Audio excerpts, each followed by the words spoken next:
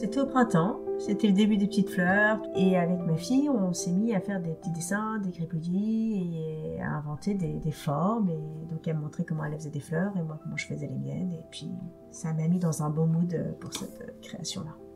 Et puis j'avais envie de refaire une lampe Tiffany depuis un moment et j'avais ce joli petit papier peint que je trouvais très inspirant. L'idée, c'était de faire un petit abat-jour qui allait accompagner ce petit papier peint.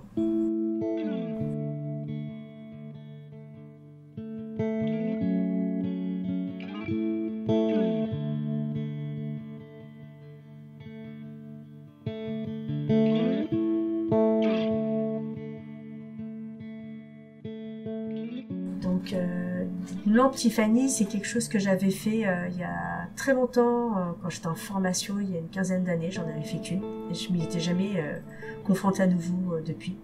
Et du coup, j'ai commencé à travailler sur cette petite abat-jour. Donc, vous voyez, au fond, j'avais fait des premiers dessins dans quelque chose de, entre guillemets, plus classique. Et puis, en fait, en travaillant sur ma structure, en coupant le verre, en sertissant, et je me suis rendu compte que j'avais envie de quelque chose de plus grouillant, de plus brouillon, entre guillemets, mais un peu foufou, quoi. Donc, je me suis amusée à travailler un peu comme pourrait le faire un couturier, une couturière.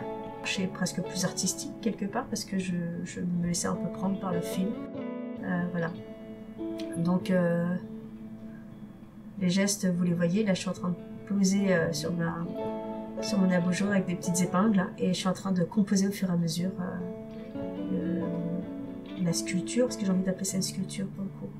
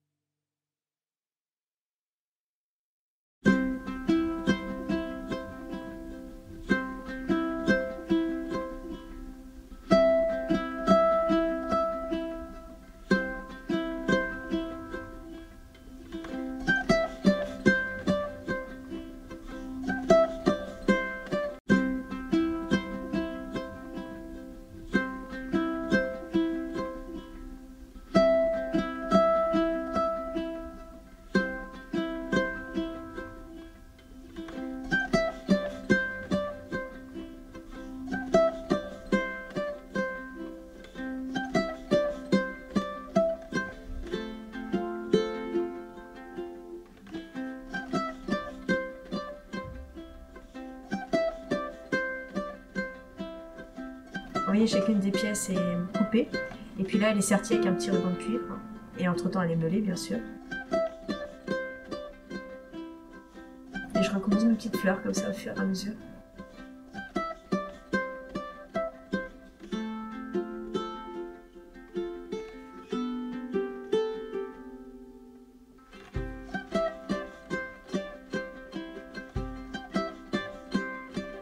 Là, je vous montre un peu de près ce que ça donne.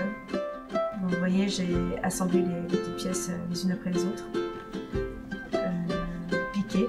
J'ai trouvé que les épingles de couture étaient plus appropriées que mes gros coups de montage que j'utilise d'habitude.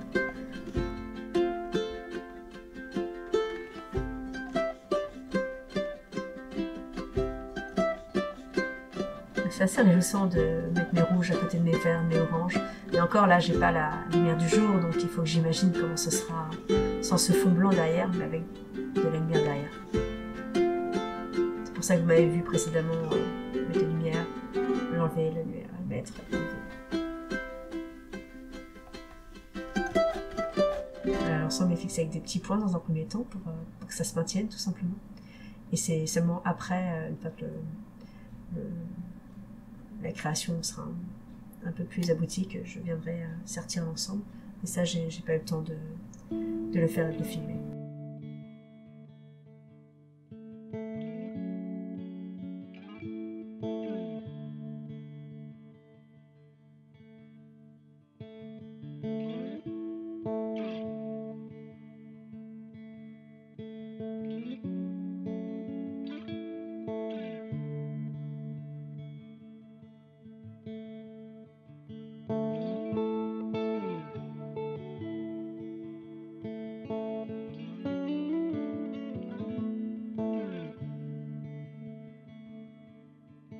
vers la fin, là, c'était pour moi un moment presque frénétique parce que j'avais vraiment envie de voir la pièce achevée. Donc, j'assemblais, je mettais mes petits bouts de verre.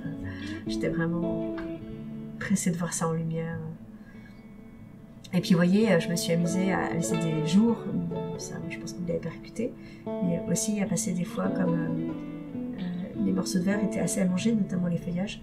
Il y a des parties qui passent en dessous, qui passent au-dessus, et je trouvais que ça faisait comme du V végétal peut le faire dans la nature, c'est-à-dire que c'est pas plat, c'est sans volume, et en vitrail, c'est pas quelque chose qu'on peut souvent expérimenter.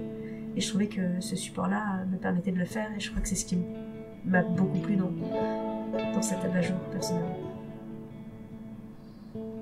Et en créant du volume, les couleurs vont plus se juxtaposer, donc ça va encore nous raconter autre chose.